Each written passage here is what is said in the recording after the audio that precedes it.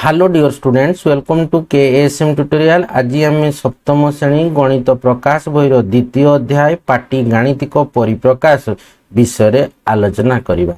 पूर्वर मु पार्ट 1 विषय आलोचना करिछि एवं तार लिंक मु डिस्क्रिप्शन रे प्रोवाइड कर देछि।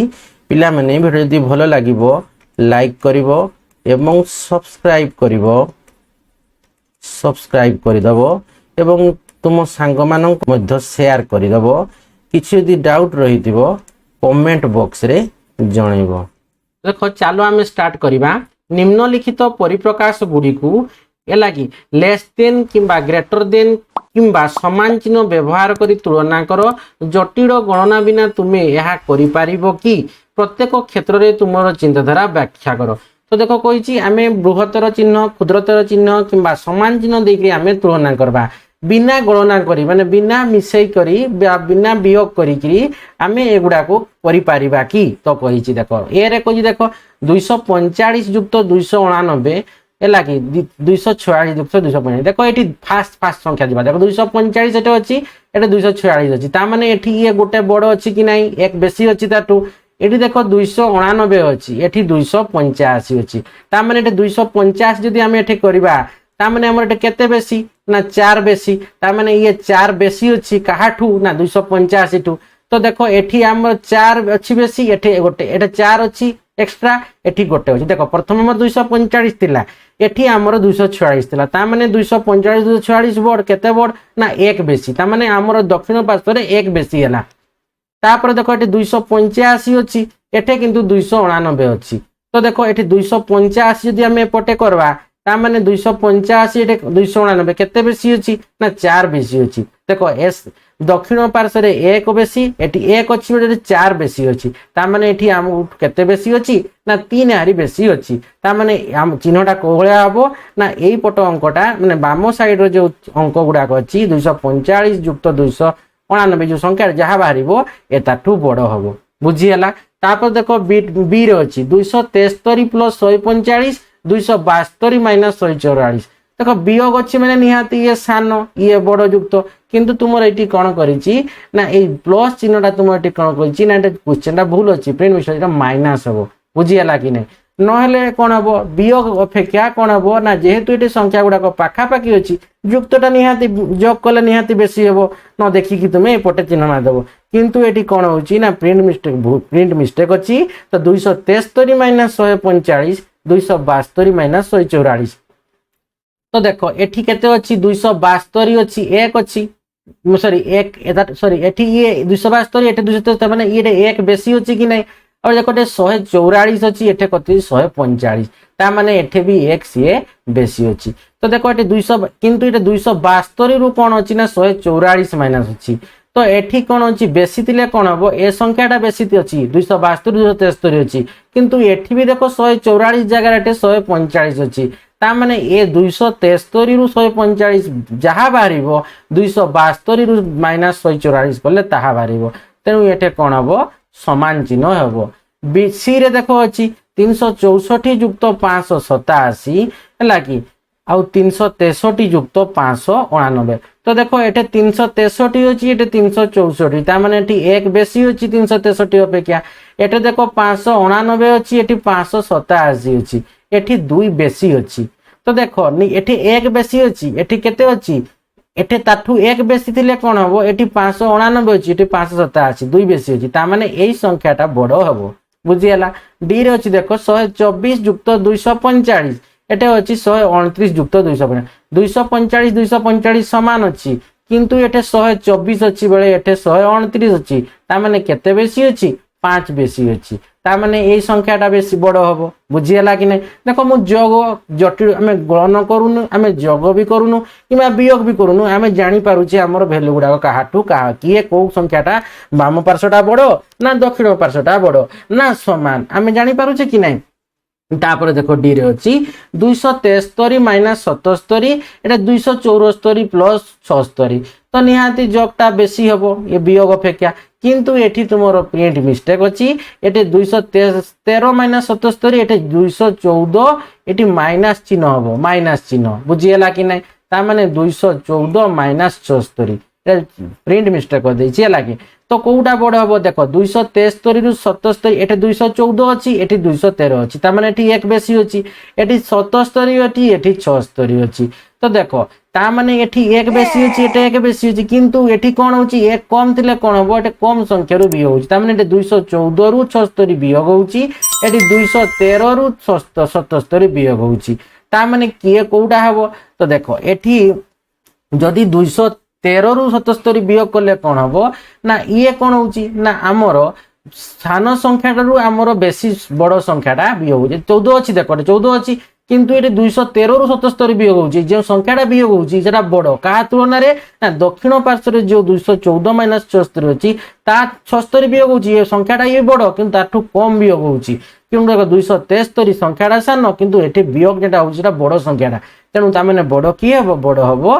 ए दक्षिण पार्श्व संख्याटा बड़ हबो जानि पारलो ना तो देखो बिना आमे जोग वियोग गुणन जोग वियोग किंबा आमे न करी की ना गुणन युक्त मिश्रण फेराण न करी मध्य आमे जानी पारुछे जे बाम साइड रो संख्यार मूल्यटा दक्षिण साइड रो संख्यार मूल्यटा कोउटा बड़ बाम साइडटा बड़ ना दक्षिण साइडटा बड़ बुझियला कि नै देखो 2.2 रे अछि कोन ना जटिल परिप्रकाश रो पठन एवं मूल्यांकन अछि तो देखो जटिल परिप्रकाश पठन एवं मूल्यांकन तो देखो बेले बेले एक परिप्रकाश प्रसंग सह संबलित होई न थाए यार मूल्य किपरि निर्णय करबा को हेबो ताहा निर्दिष्ट करबा को हमकु किछि नियम आवश्यक भाषा सहित एक उदाहरण निम्न वाक्य गुडी करे देखि परिबा देखो ए रे कहिछि वाक्य कहिछि कोन ना शालिनी खेलना सहित जने सांग पाखरे बसितिला वाक्यटा गुटे शालिनी कोन करिछि ना खेलना सहित जने सांग पाखरे शालिनी ए एला खेलना सहित जने सांग एतर सांग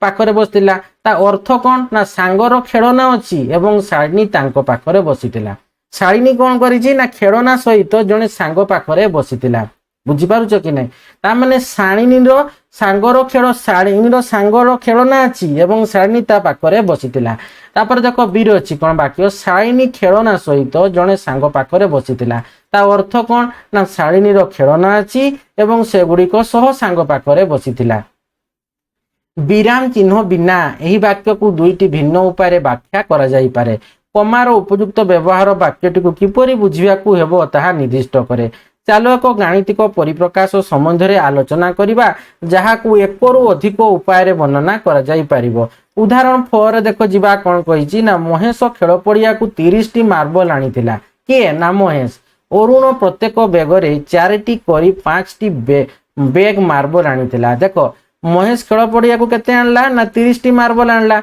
किंतु अरुण कर कहिछि ना 5टा बेग आनीछि 5टा बेग आनीछि आ प्रत्येक बेग रे कोन करिछि ना 4टी करी हमरो मार्बल अछि तेबे महेश और अरुण केतोटी मार्बल खेल पड़िया करितिले देखो महेश डायरेक्ट नै आछि 30 टी अरुण की करिछि 5टा बेग रे से 5टा बेग आनीछि एवं प्रत्येक बेग रे कोन अछि ना 4टी करी मार्बल अछि ता माने अरुण आनीछि 5 * 4 एतकीटी मार्बल आनीछि जेहेतु से 5टा बेग आनीछि एवं 4टी करी अछि प्रत्येक बेग रे ता माने अरुण आनीछि केते ना 20टी मार्बल आनीछि 5 * 4 किंतु महेश आनीछि कोन ना 30टी तो सेटा को से लेखि परबा कोन ना महेश आनीछि 30 प्लस जेहेतु ये आनीछि 5टा बेग रे 4टा करी 5 * 4 तो अनिल एही परिप्रकाशटीर प्रसंग को न जानी यार मूल्य 140 बोली कहि देला से प्रथमे 30 और 5 रो जोग करी 35 पाइला एवं परे 35 को 4 सहित गुणन करी 140 पाइला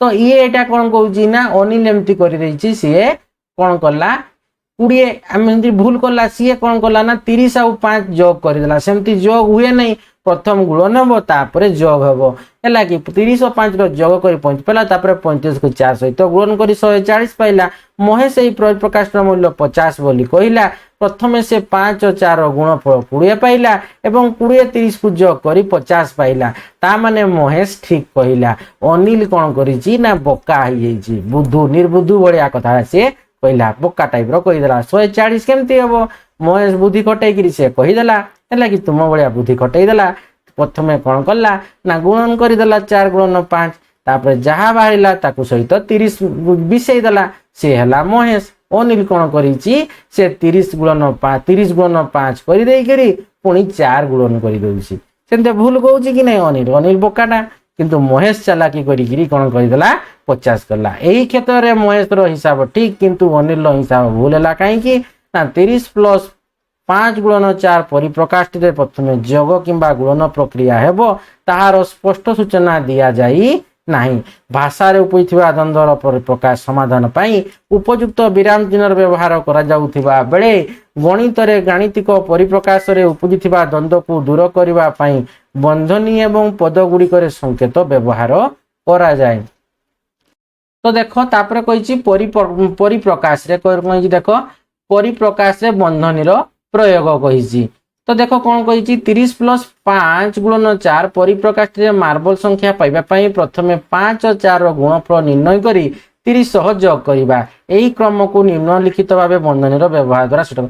ପ୍ରଥମେ ଏମିତି କଲେ କ'ଣ ହେବ ତୁମେ ଜାଣିପାରିବ। ପ୍ରଥମେ ବନ୍ଧନୀ ମାନେ କ'ଣ, ବନ୍ଧନୀର କାମ ଆଗ। ତ 30 ପ୍ଲସ୍ 5 ଗୁଣନ 4, 5 ଗୁଣନ 4ଟାକୁ ବନ୍ଧନୀ ମଧ୍ୟରେ ରଖିଦେଲା। ବନ୍ଧନୀ ଥିବା ଏକ ପରିପ୍ରକାଶର ମୂଲ୍ୟ ନିର୍ଣ୍ଣୟ କରିବା ବେଳେ ଅନ୍ୟ ପ୍ରକ୍ରିୟା କରିବା ପୂର୍ବରୁ ଆମକୁ ପ୍ରଥମେ ବନ୍ଧନୀ ଭିତରେ ଥିବା ଗାଣିତିକ ପରିପ୍ରକାଶର ମୂଲ୍ୟ ନିରୂପଣ କରିବାକୁ ପଡ଼ିବ। ତେଣୁ ଉପରୋକ୍ତ ପରିପ୍ରକାଶରେ ଆମେ ପ୍ରଥମେ 5 ଗୁଣନ 4 ମୂଲ୍ୟ ନିରୂପଣ କରି ତାପରେ ଯୋଗ କରିବା। ଏହିପରି ଏହି ପରିପ୍ରକାଶଟିର ମାର୍ବଲ ସଂଖ୍ୟା ଠିକରେ ନିର୍ଣ୍ଣୟ କରିପାରିବା। ତ ଦେଖ 30 ପ୍ଲସ୍ 5 ଗୁଣନ 4, 5 ଗୁଣନ 4 କରିଦେଲେ କେତେ 20, ତା ମାନେ 30 ପ୍ଲସ୍ 20 ମିଶେଇକିରି 50 ପାଇଗଲେ। এটা গোটে সরলা। তারপরে দেখো উদাহরণ 5 রে কইছি কোন, ইরফান 15 টঙ্কা দেই গোটিয়ে বিস্কুট পকেট ও 56 টঙ্কা দেই গোটিয়ে বুট ডালি পকেট কিনিলা। দেখো ইরফান কোন কলা, 15 টঙ্কা দেই গোটে বিস্কুট পকেট কিনিলা হেলা কি, আউ 56 টঙ্কা ଦେଇକିରି কোন কলা না গোটে বুট ডালি প্যাকেট কিনিলা। সে দোকানী কু 100 টঙ্কা দেলা। তো দেখো সে 15 প্লস 56 হেলা কি, তো 15 টঙ্কা ଦେଇକି বিস্কুট পকেট কিনিলা, 56 টঙ্কা ଦେଇକିରି সে কোন বুট ডালি পকেট কিনিলা। মিশাই দেব কেতে হেলা 6 5 11, 5 1 6 7, তার টোটাল 71 টঙ্কা হয়েছে। সে দোকানী কু দেলা কেতে না আমার 100 টঙ্কা দেলা। দোকানী ঠারু ইরফান ফেরি পাইଥିବା টঙ্কার পরিমাণ জানিয়া পাই আবশ্যক পরিপ্রকাশটি লেখ। দেখ ইরফান বিস্কুট পকেট পাই 15 টঙ্কা, বুটডালি পকেট পাই 56 টঙ্কা খরচ কলা। মোট তার খরচ টঙ্কা 15 প্লস 56।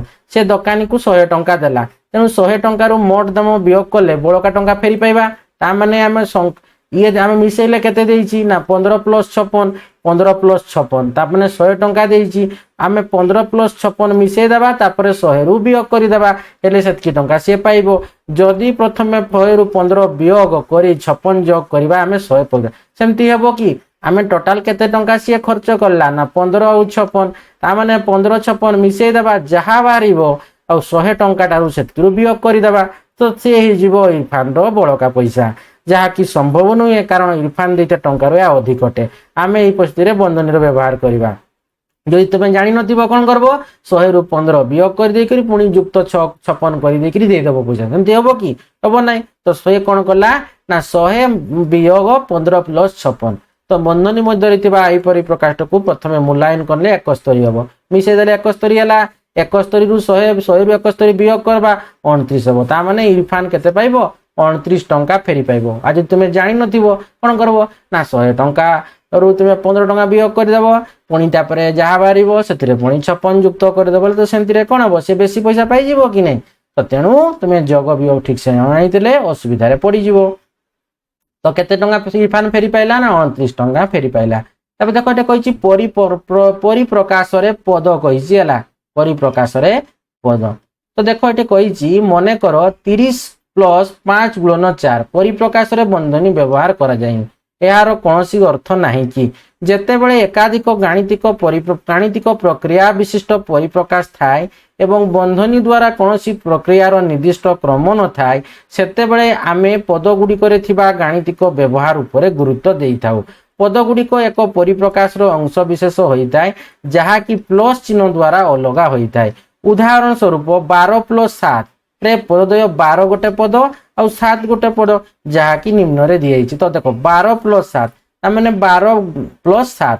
ତ ଦେଖ ଆମେ ଉପରୁ ସୂଚିତ ଉକ୍ତି ପରି ଏକ ପରିପ୍ରକାଶର ପ୍ରତ୍ୟେକ ପଦକୁ ଚିହ୍ନିତ କରିବା। ଧ୍ୟାନ ଦିଅ ଯେ ପଦଗୁଡ଼ିକ ଚିହ୍ନିତ କରିବାର ଏହି ଉପାୟ ଏକ ନିୟମିତ ଅଭ୍ୟାସ ନୁହେଁ। ଏହି ଧାରଣା ସହିତ ଅଭ୍ୟସ୍ତ ହେବା ପର୍ଯ୍ୟନ୍ତ ଏହା କରାଯିବ। ବର୍ତ୍ତମାନ 83 - 14 ରେ ପଦଦ୍ୱୟ କ'ଣ? ଆମେ ଜାଣୁ ଯେ एक संख्या को वियोग करवा संख्यार विलोमी संख्या जोड़ा सहित सामान। मन रख गोटे संख्यार विलोमी संख्या यार विपरीत चिन्ह सहित सामान।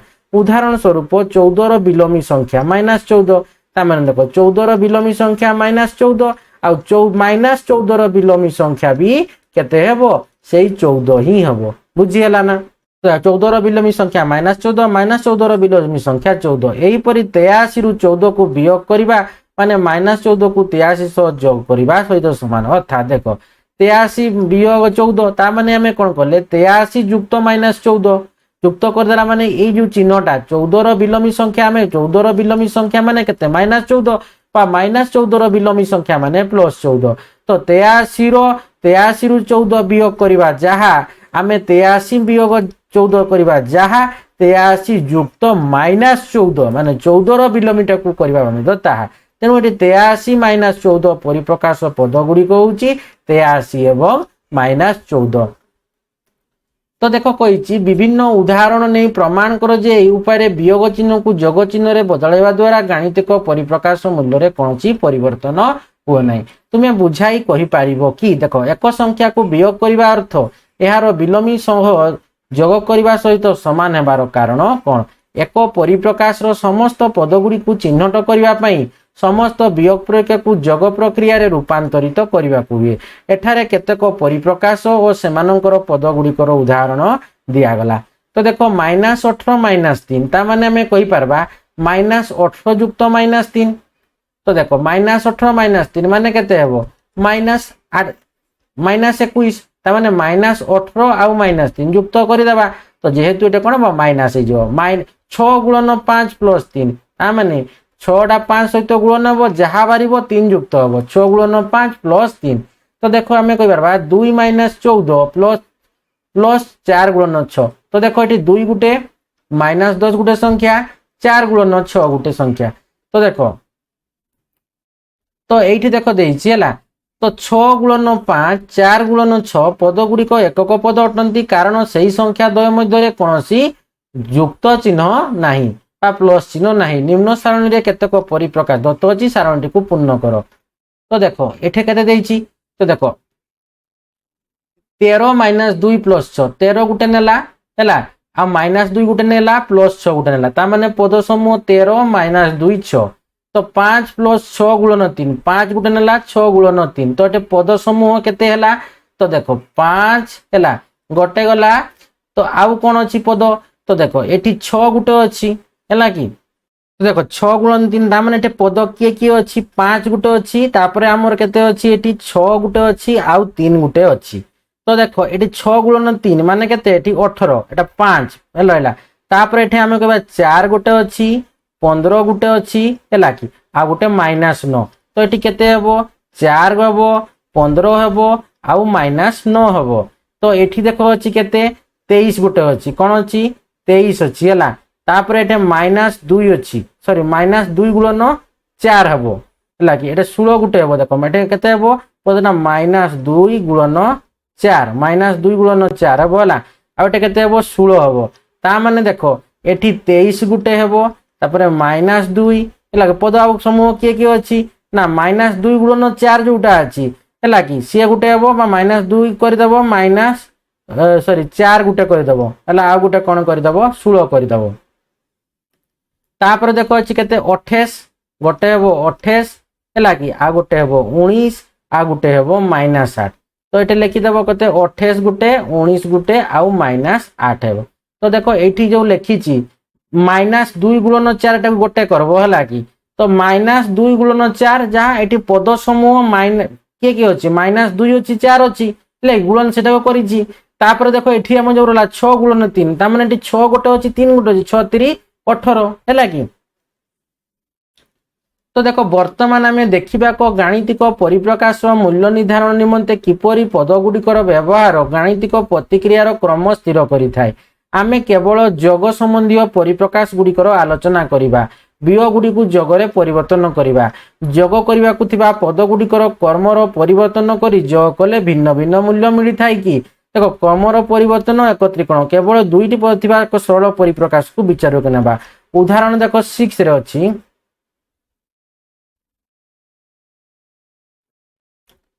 कौची मधु एक पड़िया ड्रोन उड़ाऊँगी ड्रोन टी 6 मीटर ऊपर को जाई 4 मीटर तल ड्रोन टी कौन कला ना 6 मीटर ऊपर को गला एवं 4 मीटर कौन कला ना तल को आसिला है कि ऊपर 4 मीटर तल को आसिला पड़िया ड्रोन टीर अंतिम अवस्थान केते उच्चर दर्शापी एक परिप्रकाश लेख ड्रोन टी पड़िया ठारू ताने केते उपरे अच्छी देख ऊपर को गला 6 मीटर सेठू पुणी 4 मीटर तल को आसला ताने एठी केते अच्छी ताने भूमि ठारू सी आउ 2 मीटर उपरे अच्छी 2 मीटर उपरे अच्छी यह पदर समष्टि भाव प्रकाश कर देख 6 गला तापर जेहेतु सी ऊपर को 6 जाइए तल को फेरी मैंने माइनस लगेदेली -4 ताने आउ 2 मीटर जदि आम पद गुड़िकर कर्मर परिवर्तन करवा तेज मूल्यर परिवर्तन हेबो कि हेबो नहीं देख प्रथम जदि मो -4 तल को आसला 6 जाइए से आमर परिवर्तन यही क्षेत्र में परिवर्तन हेउ नहीं तो देखो आम आगु जाचु जे दुईटी धनात्मक पदर कर्मर परिवर्तन कले जगफल अपरिवर्तित हुए आम आगु जाचे कौन ना दुईटी धनात्मक पद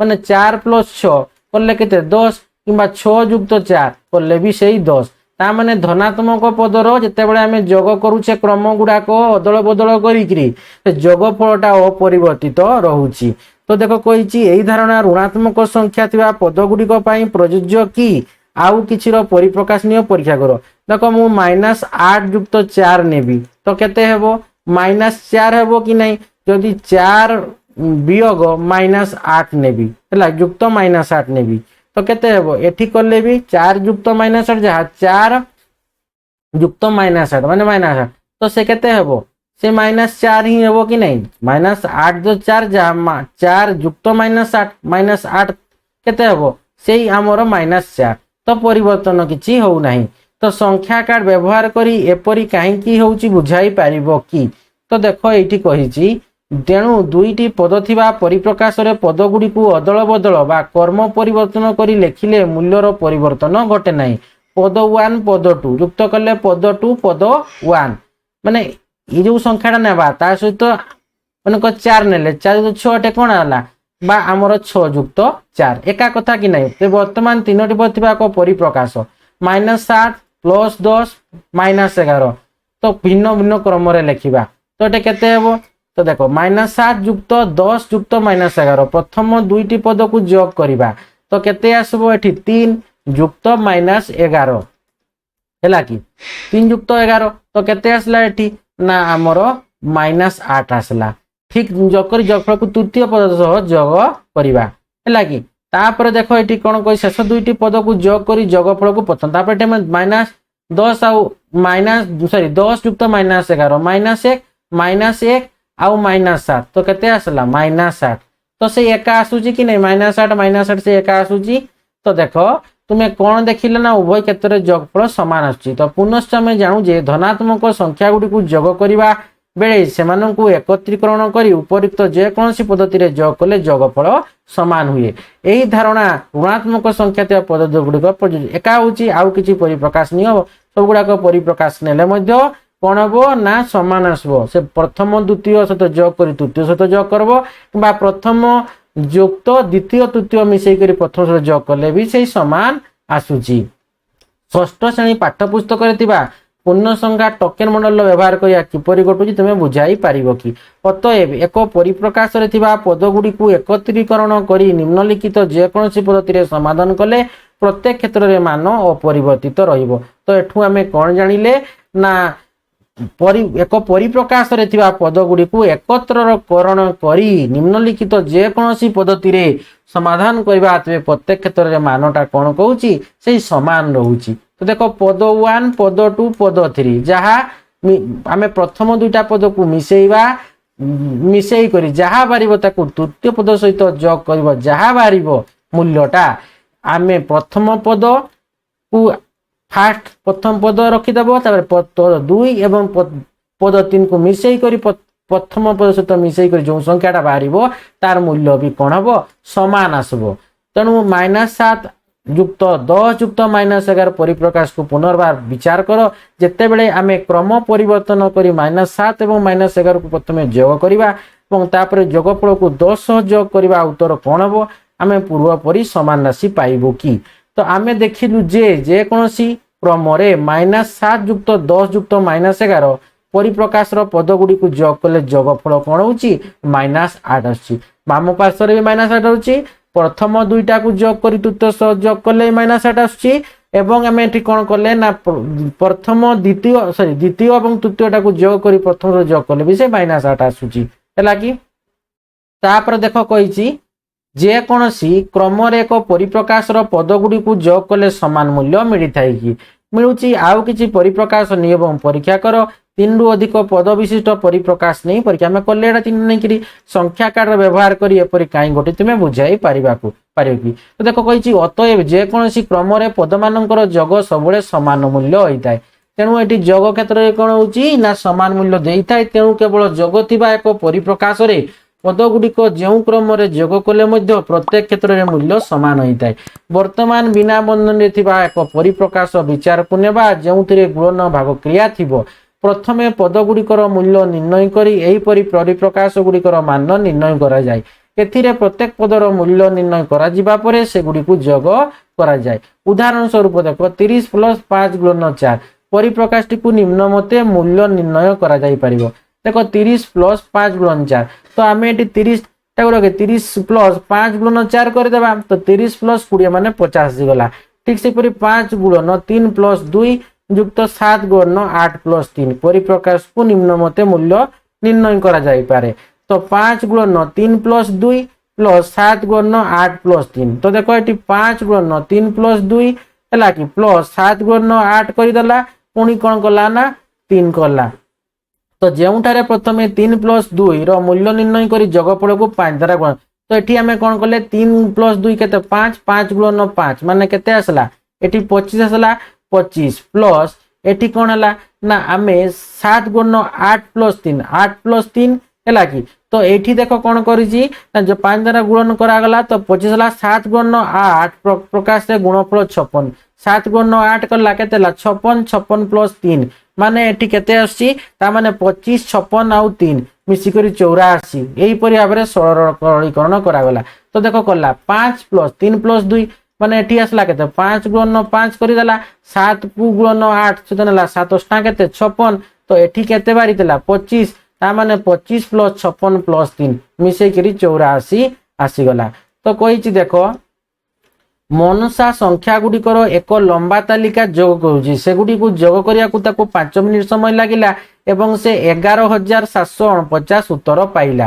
ଏବଂ ସେ ସେଇ ଯୋଗ କ୍ରିୟାରେ ଚତୁର୍ଥ ସଂଖ୍ୟା 9,055 ଯୋଗ କରିବା ପାଇଁ ଭୁଲି ଯାଇଛି ବୋଲି ଜାଣିଲା ତାକୁ ପୁଣି ଥରେ ଆରମ୍ଭ କରିବାକୁ ପଡ଼ିବ କି? ତ ଦେଖ